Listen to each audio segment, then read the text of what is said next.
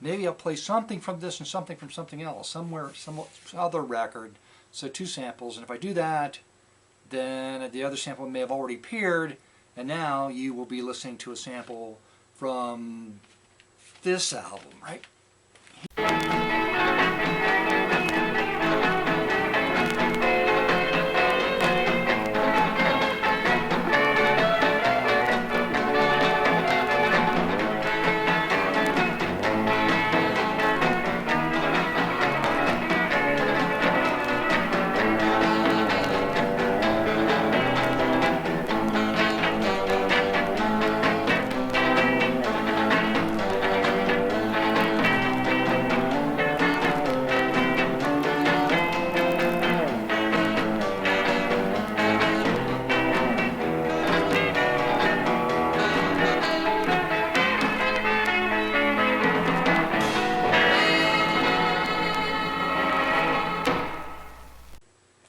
Howdy!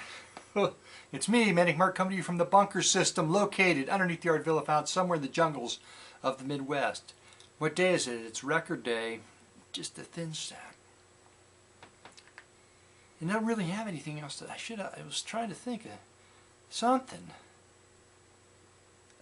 Been messing with Legos, these giant Legos, the Lego exhibit's coming into town. And I built a platform for these Legos so the kids can't easily push them over. It's a display, an advertising display. Anyway, there you go. That's the end of it. Then apparently I'm going to help design and build a scanner that scans kids coming out, thieves, children that are thieves and have stolen Legos. They have Legos in their pockets, and the machine is going to scan them.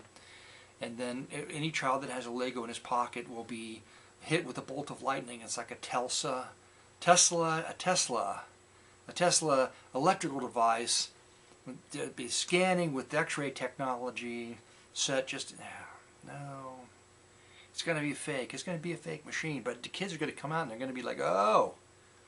Somebody should stand out there and watch the kids that have the expression, like the blood drain from their faces.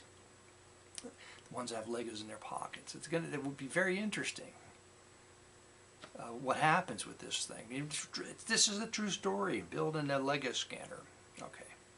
Now, let's go on to the records for Friday. Well, I added some kind of a thyroid herb to my herbal regiment. Why don't you talk about this? Why? I don't even have a list of what the hell. I cut all that part out. What did you cut out, Manic Mark? Well, I can't tell you because it's gone now forever. The sad news for this week is I've been noticing that my browser, my Mac browser, doesn't work as well as it used to on all sites. Okay, some sites it won't work, and I thought something was wrong. And checked it, but anyway, as I figured out, Apple no longer supports the system that I have. So I checked to see how old my machine was. I was feeling it, and sure enough, it's about 3 years old. Time to get a new one. They only last for about 3 years. For me, some of them break, and then others are, but they're this. It's been a good machine. I like it. I really don't feel like giving it up. But anyway, that was not very interesting. You're gonna cut that part out. I don't know. If it's still in the video, then I didn't cut it out. If I'm just now talking about cutting something else out, then you know I cut that part out because it wasn't interesting. Okay, let's go on to the records. Just a few records a day. I found a stereo action album I don't have. Surprisingly enough, I thought I had all of them, but I don't have the Henry Renee Dynamic Dimensions stereo action. Basically, the cover's a little bit rough. They all take a beating. It's a very heavy cardboard. It's got a heavy cardboard sleeve. See the die cut? It's got an. They usually have some kind of like op artish or like abstract type. See, I noticed that when I do this, I lose the light because I don't have the light set back far enough. So I got to be careful just to let the light. Anyway, Stereo Dynamics. It's a good series of records. For the most part, I can talk about this. This will be interesting. It was a series of records developed by RCA to promote their stereo technology of the time. Okay, So, and the people that were doing work for them, like Henry and Renee, the bigger names that would be likely to work for, it's mood music mostly, you know.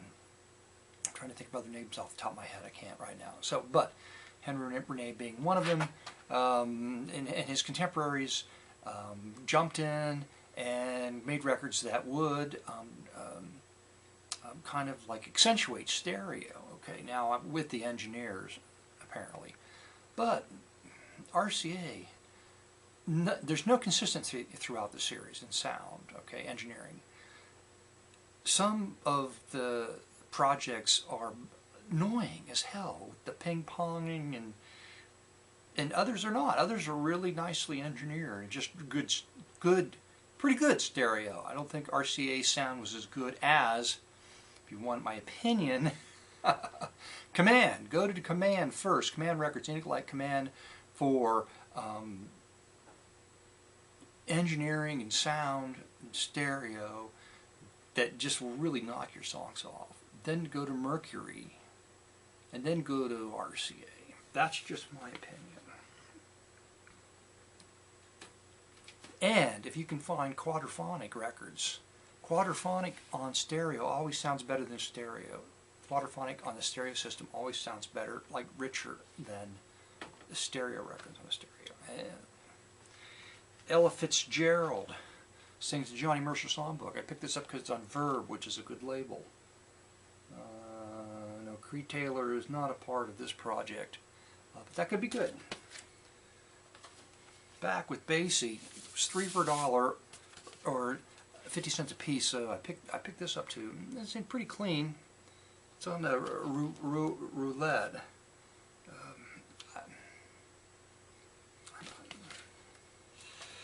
And then at Half Price Books, I picked this up. This is a Creed Taylor project on CTI, not Verb. CTI. It's got a gatefold. Creed's name on it.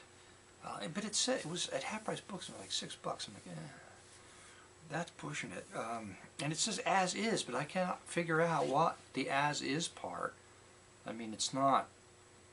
There's a couple of surface scratches on the record, but I don't know what the hell. But just find out. Just stop talking about it and find out. Seems fine. This was a fun illustration on the cover of another Rondelet budget album featuring Ira Wright Orchestra and singers. Now I don't know what the singer's part has got. Just be one of those weird off budget. Now I've already got the next 2 records, but I bought them again. The Celestials, girl group. Because I was fixing the blog, I listened to the 2 posts I've got on these gals, and it seemed a little bit scratchy, pops and clicks. So I picked this up again just in case. Now I should have picked it up the first time I saw it, because now it's half ripped open from people handling the damn thing. Anyway, there's the Celestials, really good. By the way, they're really good records. There's their Floating Heads cover on this one, which didn't take abuse like the other cover did. Good stuff. Really budget, like what the hell? It's the 101 Strings Orchestra plays Hank Williams. So the guitar and they're not even cowboy boots. They're those 60 boots. I don't know. That probably would work. Hank Williams. Doesn't have to be cowboy boots. But this thing, this little artifact here, what is that? Like a rainbow lightsaber or something from the 70s? Why would they? That's just the weirdest. Guy Lombardo, I don't have any of his albums in my collection, but I picked this one up because the cover, I haven't seen this cover, but the cover is outstanding. Soft and sweet, cheesecakey with the kitty. It's a Billy Muir album.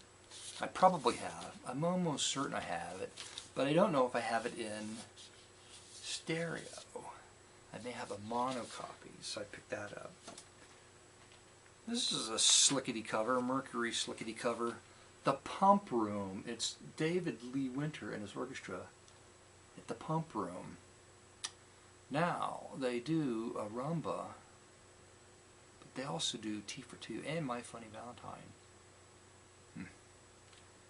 Don't know. The Pump Room. And who is Jack Blanchard and Misty Morgan? Blanchard and Morgan. It looks like a very odd couple sitting in front of the Psycho haunted house. He's wearing funny glasses. Yeah, I don't recognize anything on here. It says featuring Tennessee Birdwalk, like that was somehow well known. I don't know. Anyway, picked it up. Baker's Dozen. This was an interesting cover. Dawn Baker. That probably is Dawn on the cover. 13 musical confections played on the Morton pipe organ. Okay, and one of the songs that he covers is titled Two Guitars. So how does he do that song on a pipe organ? I don't know, but I will find out. This was an interesting cover. John Renborn? I have no idea. I have no idea what the hell's going on here. Then last but not least, there it was as I flipped through the records at Half Price Book and the cheap bin, the 50-cent bin, actually 49 cents a piece. The 50-cent bin, the cheap bin, I found the first record that I ever bought and or maybe my mom bought it for me. Anyway, it's the very first record Manic Mark ever bought in his life, I think in a supermarket called The Big Bear in Mount Vernon, Ohio. I distinctly remember the cover, and I couldn't remember the title, but I could remember the cover. And all these years I've been looking for it because I can remember, like, whoa, I wonder what the first record. I can remember it being kind of cool. Okay, so hold it up and show it, and there it is. That's the first record. I was probably like 13 or something. It had to be the 60s, like going on, maybe late 69. I don't know for sure. Anyway.